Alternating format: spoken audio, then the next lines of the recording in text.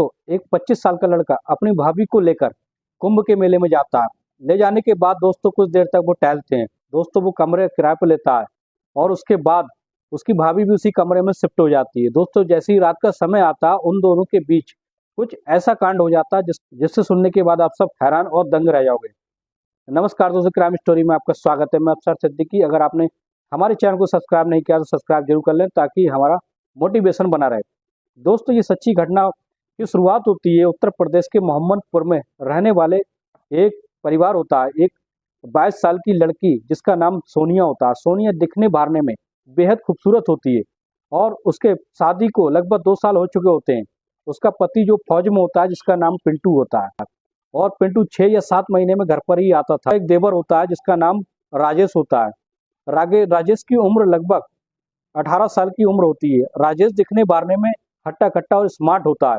भाभी को बहुत ज्यादा पसंद करने लगता है। उसकी भाभी इतनी खूबसूरत होती है, उसको देखकर ही मन ही मन में काफी पसंद करता है और उसको चाहने लगाता है।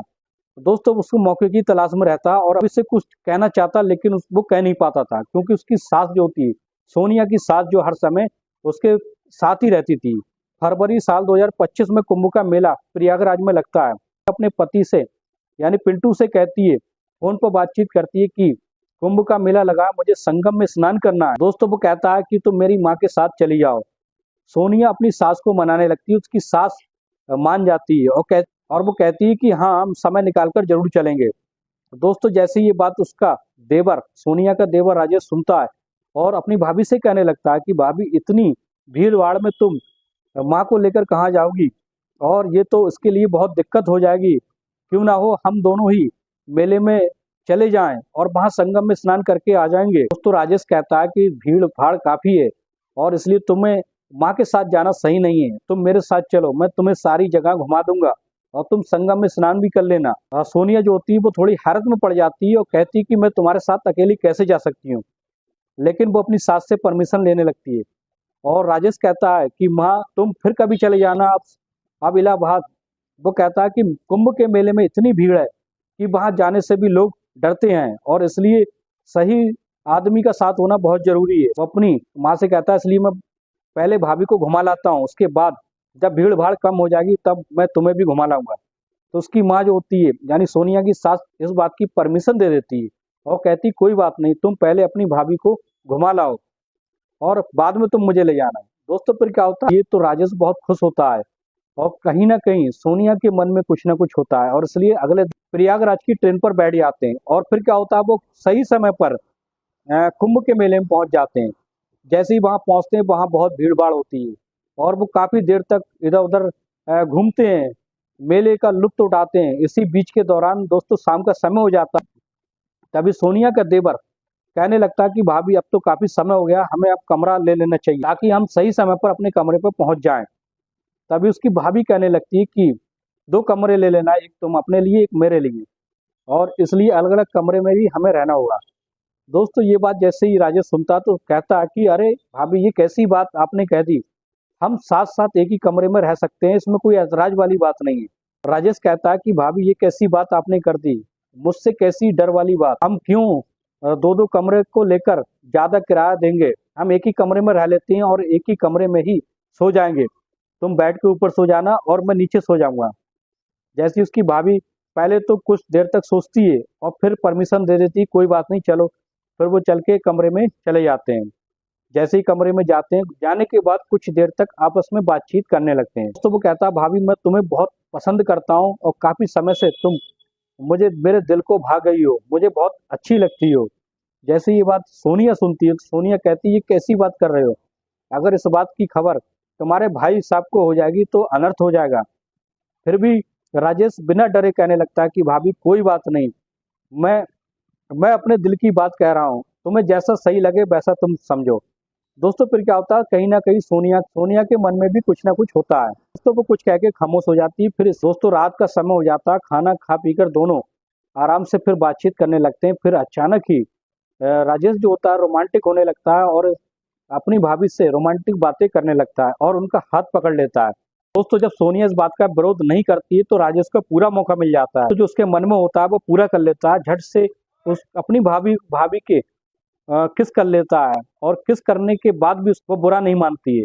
राजेश जो होता है हद से आगे निकल जाता है। अब क्या होता है दोस्तों उनके बीच में संबंध बन जाता है। राजेश जो होता है अपनी भाभी के साथ पूरी रात भर संबंध बनाता है और इस तरीके से संबंध बनाता है दोस्तों, उसकी भाभी भी उसकी तारीफ भी करने लगती है, खुश हो जाती है। जैसे ही सुबह का समय होता है दोस्तों, उसकी भाभी के मन में एक ख्याल आने लगता है और कहती है कि राजेश, ये सब हमने जो किया है वो गलत है, लेकिन अगर तुम्हारे भाई को ये सब पता चलेगा तो इसका अनर्थ हो जाएगा, बहुत ही बुरा होगा।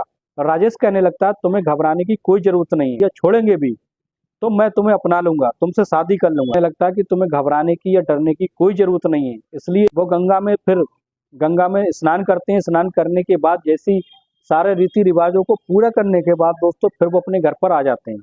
जैसे ही वो घर पर पहुंच जाते हैं बाद दोस्तों उसकी माँ पूछती है कि क्या सब कुछ सही हुआ, और इसी तरीके से राजेश कहने लगता है कि हाँ माँ, हमने सही समय पर जाकर संगम में स्नान किया और हम दोनों के बीच में अब बात इतनी आगे बढ़ चुकी थी कि जब भी मौका मिलता था वो दोनों संबंध बनाते थे। जब वो उसकी माँ जो सो जाती थी रात के 12-1 बजे के बाद, राजेश जो होता अपनी भाभी के कमरे में जाता और जाने के बाद उसके साथ संबंध बनाने लगता है। ये कई दिनों तक सिलसिला चलता रहता है, लेकिन इस बात की खबर उसकी माँ यानी सोनिया की सास को नहीं होती है।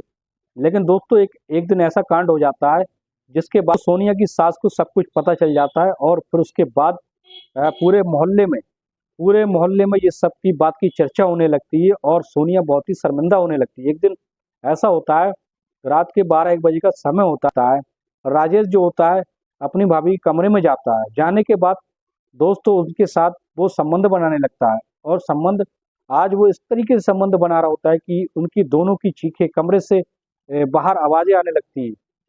दोस्तों उनकी आवाजें जब बाहर आ रही थी तो कुछ देर के बाद उनकी जो चारपाई थी उसकी भी आवाज आने लगी थी। माँ की आंख खुल जाती है। जैसे ही राजेश की माँ की आंख खुल जाती है तभी उसी समय पर जाकर वो देखने लगती है कि आखिर कमरे में चल क्या रहा है। जैसे ही राजेश के कमरे में जाकर देखती तो राजेश कमरे में नहीं होता है। सोनिया के कमरे में जाती है तो कमरे का दरवाजा बंद होता है और उसके कमरे से दोनों की आवाजें आ रही थी। तो बहुत ही हैरत में पड़ जाती है, उसके पैरों की तले की जमीन खिसक जाती है। सोनिया और राजेश आपत्तिजनक हालत में होते हैं और दोनों एक दूसरे के साथ संबंध बना रहे होते हैं। दोस्तों अ,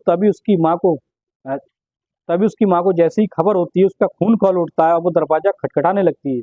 जैसे ही दोनों कमरे से बाहर निकल कर आते हैं तो सोनिया की सास उन दोनों को बुरा भला कहने लगती है और कहती है कि मेरे बेटे पिंटू ने तुझ पे इतना भरोसा किया और तुझसे शादी की, अब तू उसके साथ रंगरलियां मना रही है, अपने देवर को ही नहीं छोड़ा तू। उसकी माँ जो होती है राजेश की माँ उसके दो तमाचे मारती है, कहती तुझे भी शर्म नहीं आई अपनी माँ समान भाभी के साथ ऐसा करते हुए। तभी राजेश बोलने लगता है, कहने लगता है कि मैं भाभी को बहुत पसंद करता हूँ और बहुत पहले से मैं चाहता हूँ, हम दोनों एक दूसरे के साथ रहने का फैसला कर चुके हैं। दोस्तों फिर उसकी माँ कहती कि मैं तेरे भाई पिंटू को ये सब बता दूंगी। तभी राजेश और सोनिया दोनों अपनी माँ के पैर पकड़ लेते हैं और पैर पकड़ने के बाद माफी मांगने लगते हैं। कहते हैं कि अब दोबारा ऐसा नहीं होगा। शोर शराबा ज्यादा हो जाता है, तभी मोहल्ले पड़ोस के लोग रात में उठकर ही आ जाते हैं और आने के बाद जब इस बात की जानकारी उन लोगों को भी हो जाती है कि उन दोनों के बीच क्या चल रहा था। एक आदमी जो होता है फोन करके कह देता है कि तुम्हारी जो बीवी है तुम्हारे भाई के साथ आपत्तिजनक हालत में पाई गई है और वो संबंध उसके साथ संबंध बना रही थी। जैसे ये बात पिंटू सुनता है कहता है कि मैं 3 दिन की छुट्टी लेकर मैं जल्द ही आ रहा हूँ, तभी घर पर आकर उन दोनों से बात करूंगा। ऐसे 3 दिन के बाद पिंटू घर पर आता है। आने के बाद अपनी माँ के सामने सोनिया को अनाप शनाप बकने लगता है और कहने लगता है कि अगर तुम्हें मेरे साथ रहना है तो इज्जत से रहना होगा, दोबारा दोबारा तुम मेरे भाई के साथ ऐसा कुछ नहीं करोगी जिससे कोई मुझे परेशानी हो या दिक्कत हो। तभी वो सोनिया होती वो माफी मांगने लगती थी कि मैं बहक गई थी, दोबारा ऐसा कभी नहीं होगा। और इस तरीके से मामला समझा बुझा के घर का मैटर घर में ही सुलझ जाता है और इसी तरीके से राजेश को और सोनिया को कभी उसकी माँ जो होती कभी मिलने नहीं देती, कभी बात करने भी नहीं देती और इसी तरीके से दोस्तों उनकी जिंदगी जीने लगते हैं।